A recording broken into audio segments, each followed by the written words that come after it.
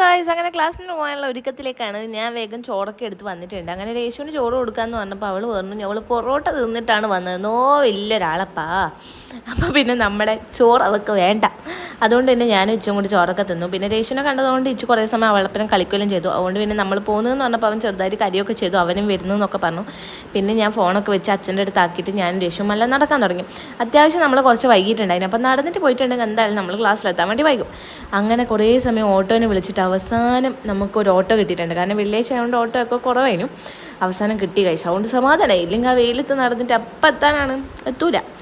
Auto കിട്ടിയതുകൊണ്ട് അടിപൊളിയായിട്ടുണ്ട്. അങ്ങനെ പിന്നെ നമ്മൾ നേരെ ഓട്ടോ പിടിച്ച് നേരെ ഇനി ടൗണിലോട്ടാണ്.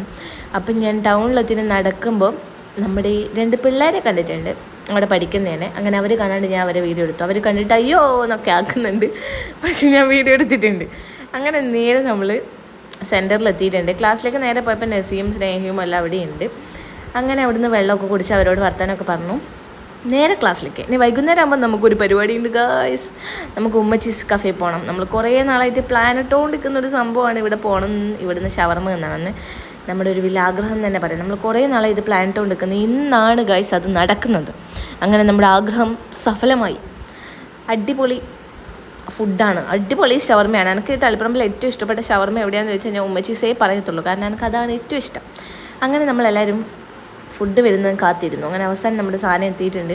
അങ്ങനെ ഇവരെന്നോട് ചോദിക്കുന്നു ഇത് തിന്നട്ടേ പാവങ്ങൾ. ഞാൻ വീഡിയോ എടുക്കുന്നതുകൊണ്ട് തിന്നാൻ കുറച്ച് സമയം കാത്തിരുന്നു. സാരമില്ല. അങ്ങനെ സാധനം എത്തിയ സമയത്ത് പിന്നെ എല്ലാവരും കോൺസെൻട്രേഷൻ ഫുഡിലോട്ട് തന്നെ ആയിട്ടുണ്ട്. പിന്നെ നമ്മളെല്ലാവരും അറഞ്ചം തിന്നാൻ വേണ്ടി തുടങ്ങിയിട്ടുണ്ട്. അടിപൊളി ടേസ്റ്റാണ്, നമുക്ക് ഭയങ്കര ഇഷ്ടമാണ്. പിന്നെ തിന്നുന്ന വീഡിയോ അവർ എടുക്കരുത് പറഞ്ഞതുകൊണ്ട് ഞാൻ എടുത്തിട്ടില്ല. അങ്ങനെ എല്ലാവരും പഠിച്ച് വെച്ചിട്ടുണ്ട് തിന്നിട്ട്. പിന്നെ 4 ആൾ 4 വഴിക്കേക്കായി. അവർ 2 വേറെ ബസ്സിൽ കയറി, ഞാൻ എൻ്റെ ബസ്സിൽ കയറി ഇരുന്നു. പിന്നെ നമുക്ക് കുറച്ച് അപ്പുറത്തെ ബസ്സിലേക്ക് ഒളിഞ്ഞു നോക്കാം. വേറെ ആരുമില്ല.